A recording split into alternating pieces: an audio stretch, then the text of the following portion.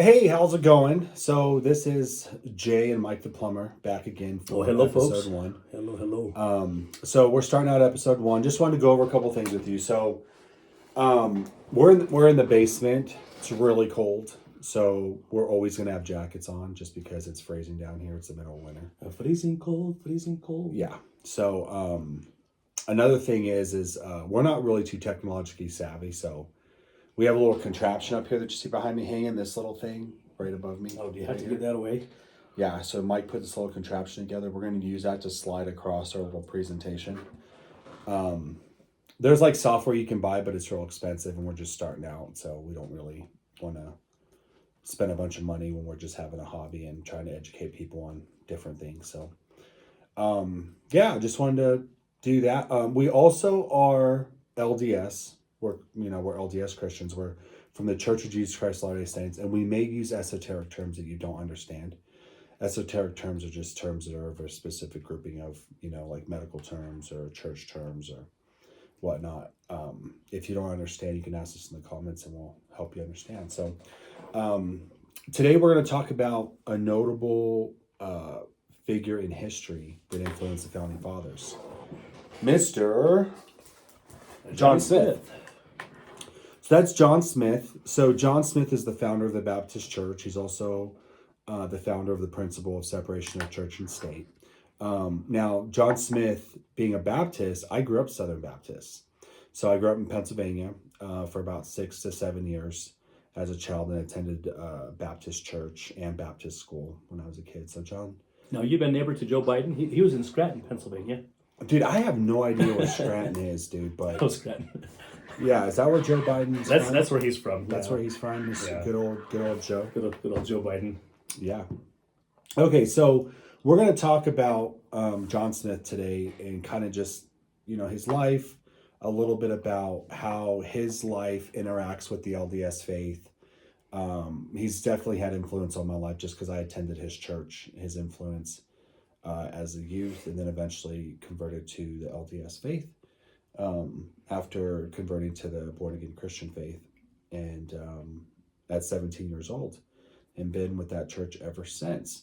So what we're going to do is we're going to take you up. So you were Baptist up till 17? Is that No, I was right? I was a Baptist up until about maybe, I don't know, 12, 13. Oh, were you? And then I was LDS ever since. And then I went to all these different churches, and then I was just like, you know what, I'm just, I believe in Jesus Christ. I know that Christ lives. I don't really understand everything, but I just can feel that it's true, that it's real.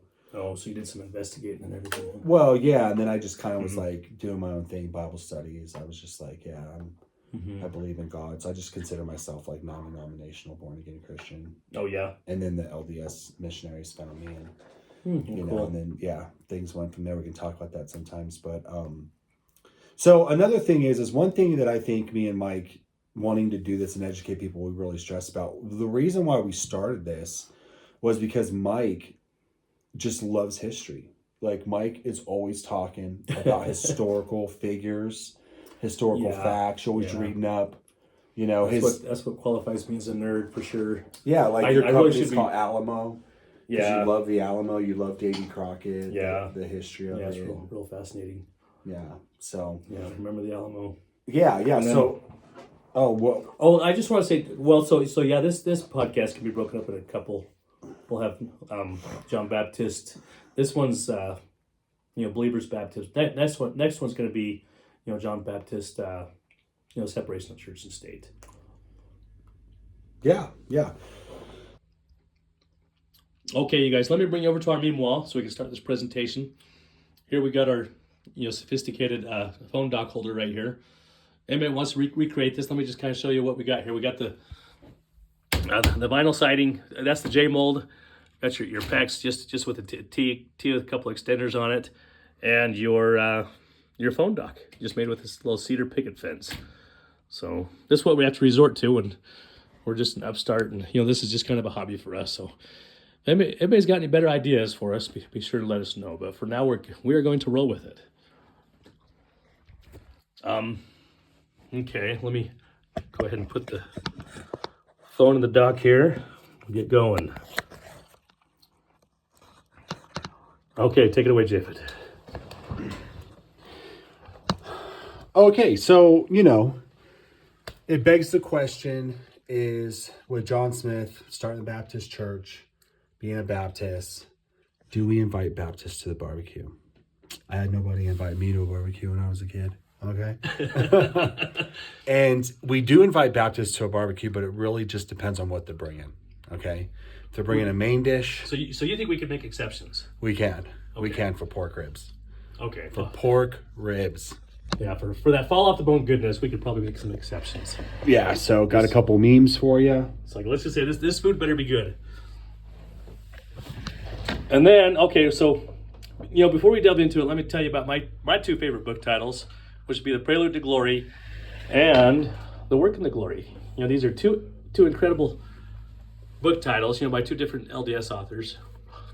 I think represent, two incredible American dispensations. The Work in the Glory would represent, what we call the restoration of the Church of Jesus Christ in the latter days, when the priesthood and truth was restored, and God's power was here again. To really appreciate this, you have to go back and see what was lost. Back in times of Christ, Christ, he came and he organized his church, complete with apostles, prophets. The priesthood and truth was restored. Placed upon the earth.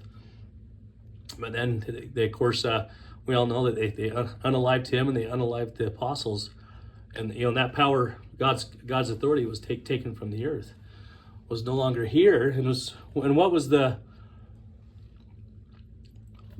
consequence of that is thousands of years of apostasy, of the Dark Ages, tyrannical rule. We have the Spanish Inquisition and the Christian Crusades, conquest.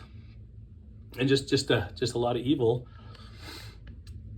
and of course, with the Work in the Glory, we have to understand, that the restoration could never have happened, without the Prelude to Glory, or which would be the American Revolution.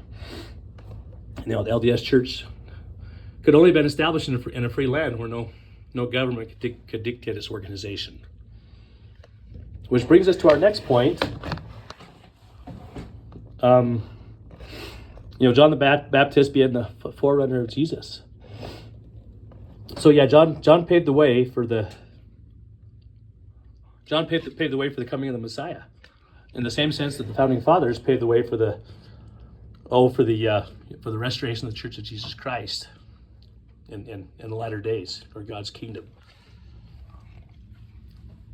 And I think it's important that we really drive this point home, because a lot of members will tell us, what the founding fathers taught was irrelevant. They'll tell us, anytime you get on the subject talking about founding fathers, religious liberty, or principles of faith, and they'll tell you, hey, why are you talking about that stuff? We should keep our eyes on the prophet. And which to me is nonsense. It sounds like religious dogma instead of religious principles. And let's go back 1600.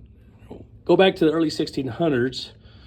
The Renaissance era. During the Renaissance era, there were a lot of different, theologians that had, brought to light a lot of different revolutionary ideas. And served as inspiration for the founding fathers to, and as a basis for them to, establish the Constitution. But the person, of course, that we want to highlight today would be John Smyth.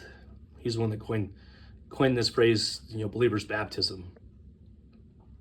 And probably point out that, it was John Smyth, or John the Baptist, that initiated the first believer's baptism back in Israel during pre-Christian times. It was a precursor to the coming of Christ. But it was several hundred years later. It was John Smyth actually coined this phrase, believer's baptism. He really wanted to position in people's minds that there were two baptisms, the infant baptism and the believer's baptism. So, get back to his story. Yeah, he was a pastor for the Church of England back in the 1600s. And what did he do? But yeah, he was excommunicated because he challenged authority and he challenged the manner of baptism. Back then in the 1600s, the only known way to baptize people was by sprinkling infants. They baptized them shortly after they were born and stuff. And he just pointed out a really couple obvious things, to him were obvious, that, first of all, the baptism was for believers when they wish to take on that covenant to become disciples of Jesus Christ and to repent. And another thing he pointed out was, the word itself, baptism, literally means to submerge, to immerse, to plunge, or to dip in the water.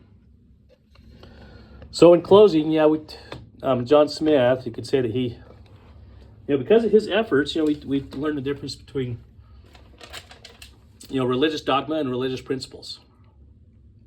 And what happens when you have the state or the government officiating in affairs of the church? You get, distorted doctrine like that and stuff. And that's gonna be a topic we're gonna segue into this next presentation is John Smyth and separation of church and state. He was one that also formulated the idea for that as well. So stay tuned for our next presentation, and we'll talk about separation of church and state. Leave any comments in the video in the comment section there. Thanks. Goodbye.